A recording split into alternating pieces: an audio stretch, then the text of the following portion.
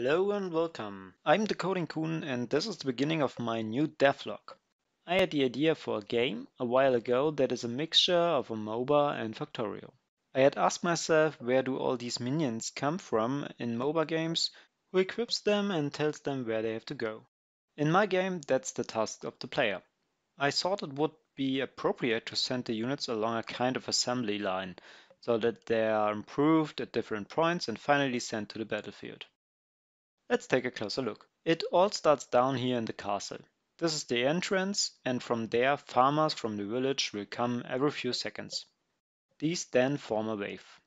They follow the arrows on the ground until they reach one of the exits and go onto the battlefield. Of course, you can change the direction of the arrows so that the units take a different path to get through a different exit. But the most important thing are the buildings that you can build on the fields. Minions can be trained, improved and specialized there. For example, here in red you can see a barracks. Units are trained in close combat in here. A farmer becomes a militia with a sword. Each minion can attend up to 3 schools and the combination of the schools then make up the unit type. A unit that visits a barracks 3 times becomes a powerful longsword wielding warrior, while a farmer that visits a barracks and a shooting range becomes a knife thrower combining melee and range combat. In addition to the barracks and shooting range, there are other buildings. Supporting units are mainly trained in the camp. This includes, for example, the standard bearer who improves nearby units but tends to stay out of the fights.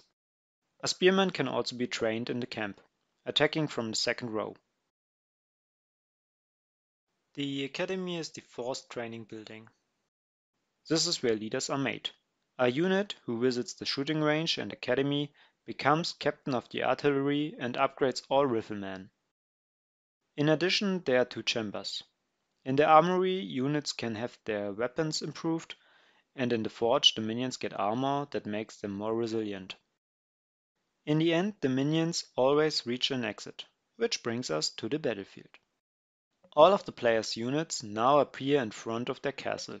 The units that previously run through the left exit follow the north lane, and those that run through the right exit go into the south lane. Their goal is to get to the enemy's castle and destroy it. They are stopped on the way by enemy units. If 2 units see each other, they will try to kill each other before moving on. This shows the different types of units previously created in the castle. There are currently 29 unit types, each with their own pros and cons.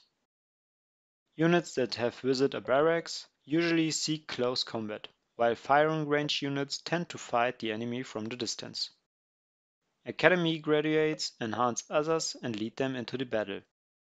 Units from the camp are more likely to stay safe and use their auras to strengthen other units. But there are also units that have special attack patterns and, for example, attack the weakest unit of the opposing wave first, which can potentially be the standard bearer.